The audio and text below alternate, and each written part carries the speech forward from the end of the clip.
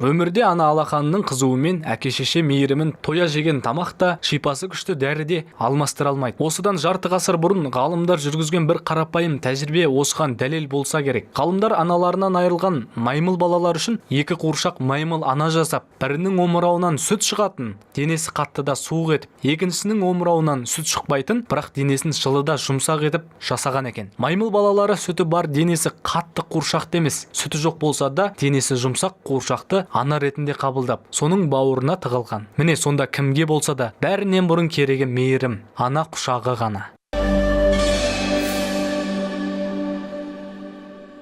Родителей ценить надо. Родители подарили вам жизнь, и они никогда вас не бросят, не оставят. Родители — это самое ценное сокровище, которое только есть у человека и которое только будет во все века. Ата-ана оларды дүниеге әкелді, тәрбиеледі, білім берді, жан-жақты қамтамасыз етті, керек жарақпенен. Ал ондай ата-ананы әрине қартайғанша қадірін біліп, тиісті дәрежеде күтім жасау керек. Сен өмірге әкелген, осы жарық дүниені сыйлаған әрине ата-анаң. Енді ананың қадірі, үшінтен түн ұйқысын төрт болып өсіріп дейін. Біз ата-ананың қадірін қанша меккеге арқалап апар жақта өте алмаймыз.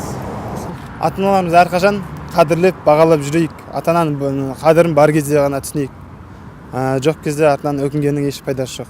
Вот ценность родителей, то, что они очень нас любят, то, что они дали нам жизнь, и мы должны их как бы любить, ну, чтобы любить их надо, а то они нас просто не будут любить. И они нас кормят, кормят, одевают, и все.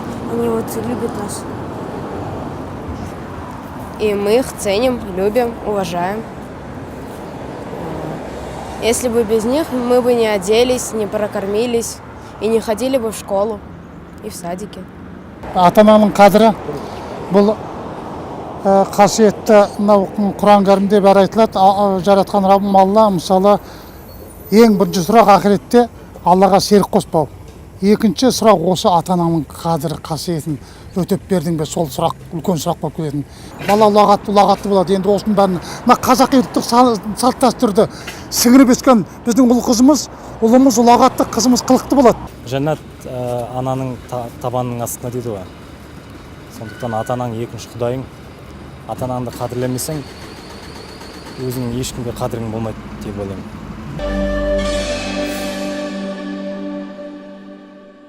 Мұхаммед пайғамбарымыздың хадистерінде де ең алдымен ананы құрметтеу парыз екені айтылады. Әуелі анаңа, тағы да анаңа, содан соң әкеңе жақсылық жаса делінген. Егер атаң мен анаң бір мезгілде үн қатып қалса, әуелі анаңа жауап бер деген ұлағатты сөз бар. Әке, ана, өмірдің мәні де, сәні де осылар. Ата-ана өміріміздің шамшырағы, отбасының негізгі діңгегі, дәнекері. Дін мұсылман жолында әкені құрметтеу айрықша парыз. Әкеге бағыну, Аллаға бағыну. Оның алдында күнәһар болу дейді пайғамбарымыз. Біз өмірде біз ата-анамызды аялап, құрметтеп, олардың ақ батасын алуы тиіс екенбіз.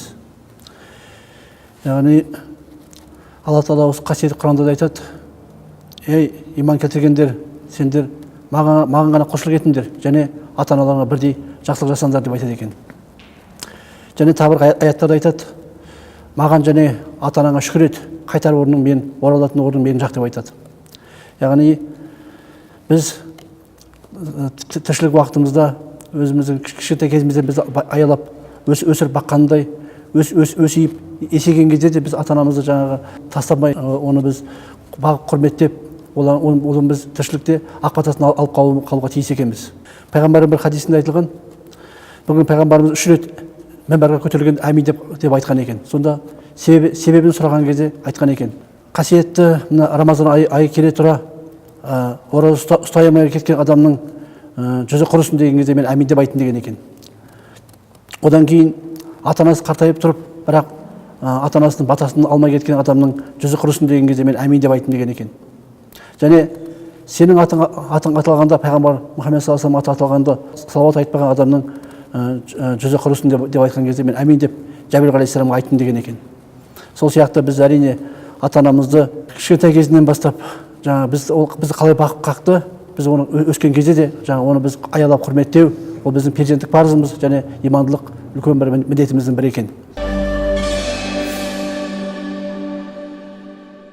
Қазіргі заманда күнделікті өмірде ата-анасын ренжітіп, оларға қатты сөйлеп, қол көтеріп жататындар да кездеседі. Бұл неліктен? Оған таңданып қарағанымызша, келешекте осынау ақ жаулықты аналарымыз бен ардақты әкелеріміздің осы жалған дүниенің тозағына түспеуінің қамына кірісуіміз қажет. Шариғат бойынша ата-ана разылығы Алланың разылығы, ал ата-ананың ашуы мен ызасы, яғни қарғысы жаратқан Алланың қаһарына тең. Ата-ананың сені қарғадым деп айтуы міндет емес. Олардың көңілін қалдырудың өзі перзенттің қарғысқа ұшырауы деген сөз.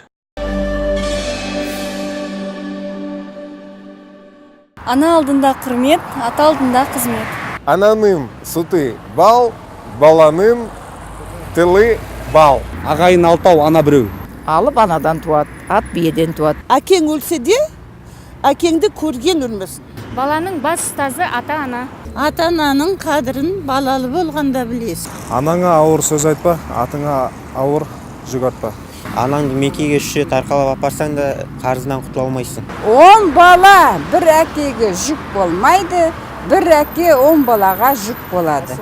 Үлкенді сыйлау ең алдымен әке-шешені сыйлаудан басталады. Өз отбасын, өз ата-анасын сыйламайтын ұл мен қыз басқа адамдарды да сыйлай алмайды. Ата-ана баланы дүниеге келтіріп, өмір берді, тәрбиелеп өсірді, білім берді. Оған ер жетіп, отбасының қамқоршысы болады деп сенім артады. Есейген бала ата-анаға қамқоршы болуға жараса, жігіт болғаны. Ата-ананы сыйлаған жастардың өз балалары да кейін соны қайталайды. Ата-ананың ісінен үйреніп қана қоймай, олардың тәрбиесін бойға сіңіре білу әр баланың парызы.